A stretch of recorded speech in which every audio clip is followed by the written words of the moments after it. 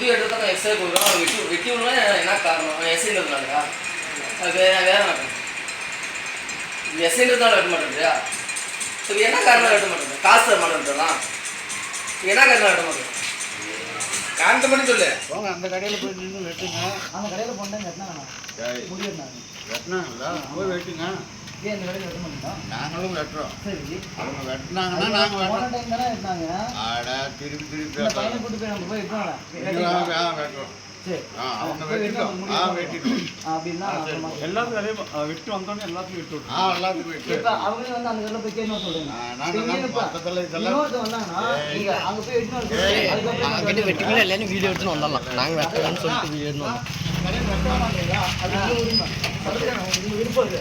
அடுத்து அந்த கடையில் வெட்டுன்னு சொல்றது ஆளுங்க. அதெல்லாம் நீ சொல்றது பிரச்சனை வேணாலும் அந்த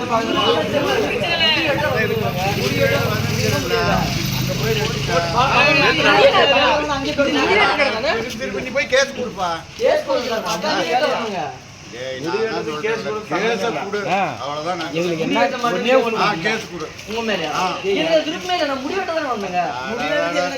பிரச்சனை சால்வ் ஆகும். நீ கேஸ கொடுன்னா நான் சொல்றேன்.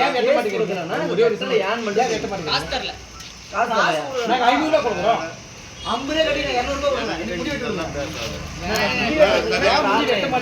காலத்துல நானும் பார்த்துக்கிறேன். அந்த காலத்துல முடி வெட்ட மாட்டீங்க. முடி வெட்டணும் அந்த கடைக்கு வெட்டி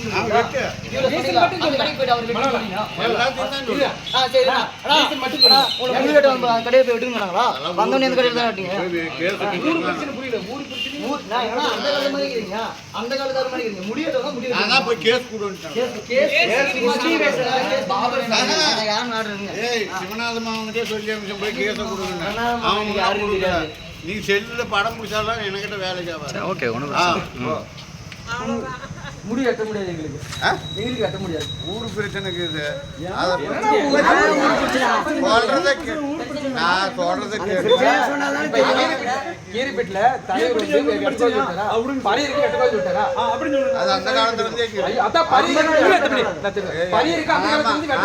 வெளிப்படையே சொல்லிருங்க. அந்த வார்த்தையில ஐயா வார்த்தை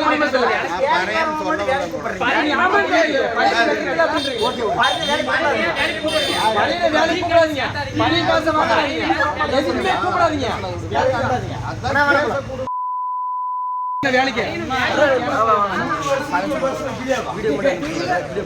உங்களுக்கு பல தடவை சொல்லியாச்சு. போய் கேஸ கொடுங்கன்னா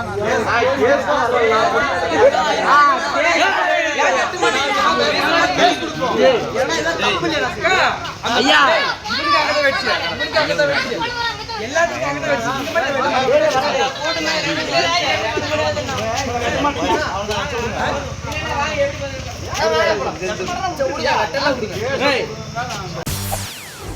செய்திகளை உடனுக்குடன் தெரிந்து கொள்ள உடனே சப்ஸ்கிரைப் பண்ணுங்க.